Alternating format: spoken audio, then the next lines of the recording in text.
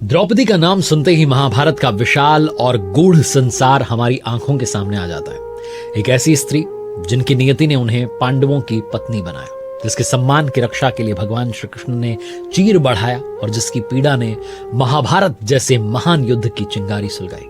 पर क्या आप जानते हैं कि द्रौपदी का जन्म साधारण नहीं था? आइए उनकी अविश्वसनीय कहानी को विस्तार से जानते हैं। ये कहानी शुरू होती है पांचाल के राजा द्रुपद से। द्रुपद अत्यंत पराक्रमी राजा थे, लेकिन उनके जीवन में एक बड़ी पीड़ा थी। उनके साथी थे गुरु द्रोणाचार्य, उनसे दुश्मनी। द्रोण ने द्रुपद को परास्त कर उनका राज्य छीन लिया था। अपमानित द्रुपद ने प्रतिज्ञा की थी कि वो अपने अपमान का प्रतिशोध अवश्य लेंगे। इस प्रतिशोध की राह पर चलने के लिए द्रुपद ने 2 ब्राह्मण भाइयों याज और उपयाज की सहायता ली। दोनों तपस्वी और ज्ञानी ब्राह्मणों ने द्रुपद को एक विशेष यज्ञ का आयोजन करने की सलाह दी। इस यज्ञ के माध्यम से उन्हें ऐसे पुत्र की प्राप्ति होनी थी जो गुरु द्रोण को पराजित कर सके। यज्ञ शुरू हुआ। मंत्रों की गूंज और अग्नि की लपटों के बीच राजा द्रुपद ने अपनी आस लगाई। तभी अग्निकुंड से 2 दिव्य व्यक्तित्व प्रकट हुए। पहला एक बलशाली और पराक्रमी पुत्र जिसे धृष्टद्युम्न कहा गया, और दूसरी एक अनुपम सौंदर्य की स्त्री जिन्हें द्रौपदी नाम मिला। द्रौपदी का जन्म किसी साधारण कन्या की तरह मां के गर्भ से नहीं बल्कि अग्नि से हुआ था। यही कारण है कि उन्हें यज्ञसेनी भी कहा जाता है। द्रौपदी का जीवन जितना अद्भुत था, उससे भी रहस्यमयी था उनका पूर्व जन्म। भविष्य पुराण के अनुसार पूर्व जन्म में द्रौपदी एक ब्राह्मण कन्या थी।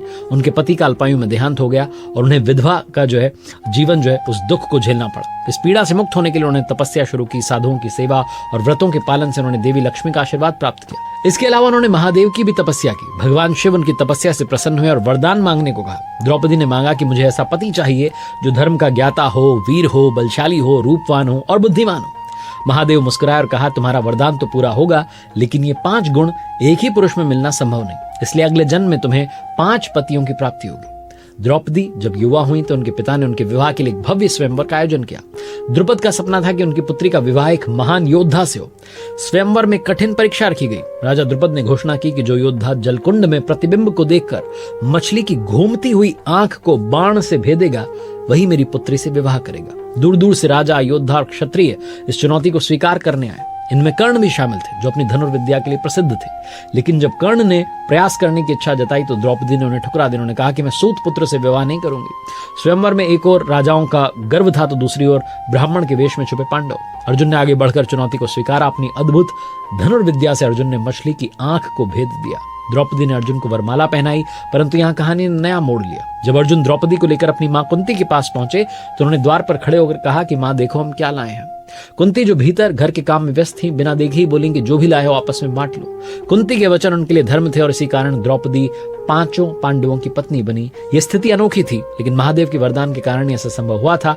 द्रौपदी ने इसे अपने भाग्य के रूप में स्वीकारा और 5 पतियों के साथ न्याय किया।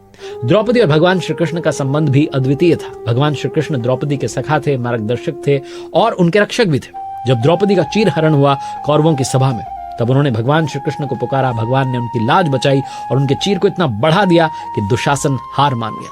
भगवान श्री कृष्ण ने न केवल द्रौपदी की रक्षा की, बल्कि उन्हें जीवन के हर कठिन मोड़ पर सही राह भी दिखाई। महाभारत युद्ध के बाद द्रौपदी ने अपने सभी पुत्रों और अपनों को खो दिया। उनकी मृत्यु हिमालय की यात्रा के दौरान हुई। लेकिन दक्षिण भारत में, खासकर कर्नाटक, तमिलनाडु और आंध्र प्रदेश में द्रौपदी को देवी के रूप में पूजा जाता है। उन्हें मां काली का अवतार माना जाता है और अम्मन नाम से सम्मान दिया जाता है। यहाँ के लोगों का मानना है कि देवी द्रौपदी उनके गांव की रक्षा करती हैं। 400 से अधिक वहां मंदिर हैं जहां उन्हें ग्राम देवी के रूप में पूजा जाता है। द्रौपदी की कथा में सिखाती है कि स्त्री शक्ति का स्वरूप है।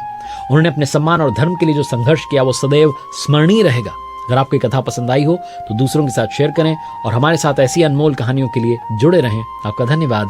जय श्री कृष्ण।